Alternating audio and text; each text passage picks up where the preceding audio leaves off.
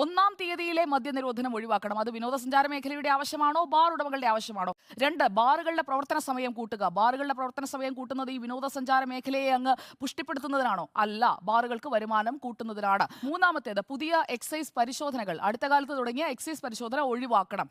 ഈ 3 കാര്യങ്ങൾക്ക് വേണ്ടിയാണ് 2.5 ലക്ഷം വീതം പെട്ടെന്ന് തന്നേക്ക്, നമുക്ക് കൊടുക്കണം. ഇലക്ഷൻ കഴിഞ്ഞ കൗണ്ടിംഗ് കഴിഞ്ഞാൽ ഉടൻ ഇക്കാര്യത്തിൽ തീരുമാനം വരാൻ പോവുകയാണ്. പ്രതിപക്ഷം കുറച്ചുകൂടി ആക്റ്റീവ് ആകണം. കമോൺ. മദ്യ നിയന്ത്രണം അങ്ങനെ എന്തോ ആയിരുന്നല്ലോ പറഞ്ഞത്. അതായത് മദ്യവർജനമല്ല നയം, മദ്യത്തിന്റെ ഉപയോഗം പതുക്കെ പതുക്കെ കുറച്ചുകൊണ്ടുവരും. ഇങ്ങനെയാണ് കുറയ്ക്കുന്നത്.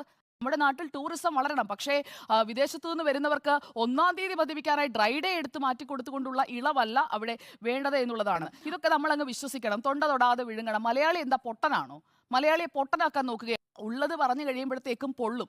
ഏത് മുന്നണിയായാലും അധികാരത്തിൽ വരുമ്പോൾ അത് UDF ആയാലും LDF ആയാലും പണം വാങ്ങുമെന്നുള്ളത് ഉറപ്പാണ്. അങ്ങനെ കൊടുത്തിട്ടുള്ള ബാർ ഉടമകൾ അക്കാര്യങ്ങൾ പരസ്യമായി രഹസ്യമായും പറയാറുണ്ട്. ബിജു രമേശിനെ വിശ്വാസത്തിലെടുക്കാമെങ്കിൽ അതുപോലെ തന്നെയുള്ള ഒരു കള്ളു കച്ചവടക്കാരനാണ് ഈ അനിമോനും ബിജു രമേശും തമ്മിൽ നമുക്കെന്താ വ്യത്യാസം? രണ്ടുപേരും നടത്തുന്നത് കള്ളു കച്ചവടമാണ്. 1-ാം തീയതി എന്ന് പറഞ്ഞു കഴിഞ്ഞാൽ നിശ്ചിത ശമ്പളക്കാരായ ആളുകളുടെ ശമ്പള ദിവസമാണ്. അപ്പോൾ ഏറ്റവും കൂടുതൽ അവർ സ്പെൻഡ് ചെയ്യാൻ സാധ്യതയുള്ളതും ഈ 1-ാം തീയതിയാണ്. അതിനുശേഷം EMI, കുട്ടികളുടെ വിദ്യാഭ്യാസം, അങ്ങനെ പല പല ആവശ്യങ്ങൾക്കായി തുക നീക്കിവെക്കും. പിന്നീടുള്ള ദിവസങ്ങളിൽ പോക്കറ്റിൽ കാശ് കുറയും, അല്ലെങ്കിൽ അക്കൗണ്ടിൽ കാശ് കുറയും. ഈ കാര്യങ്ങൾക്കെല്ലാം പോയതിനു ശേഷം ആ ദിവസം ഡ്രൈ ഡേ ഒഴിവാക്കിയാൽ ആർക്കാണ് ലാഭം എന്നുള്ളത് ഒന്ന് ചിന്തിച്ചാൽ മനസ്സിലാക്കാൻ കഴിയുന്നതേ ഉള്ളൂ. എന്തുകൊണ്ട് നിയമ നടപടിയിലേക്ക് പോകുന്നില്ല? കൃത്യമായി ഇവിടെ പണം വാങ്ങിയിട്ടുണ്ട്, അത് കൃത്യമാണ്. അത് പ്രതിപക്ഷത്തിന് നട്ടലുണ്ടെങ്കിൽ, പ്രതിപക്ഷവും ഇങ്ങനെയുള്ള ഈ അഴിമതിയിൽ നിന്നൊന്നും മുക്തമായി നിൽക്കുന്നവരൊന്നുമല്ല.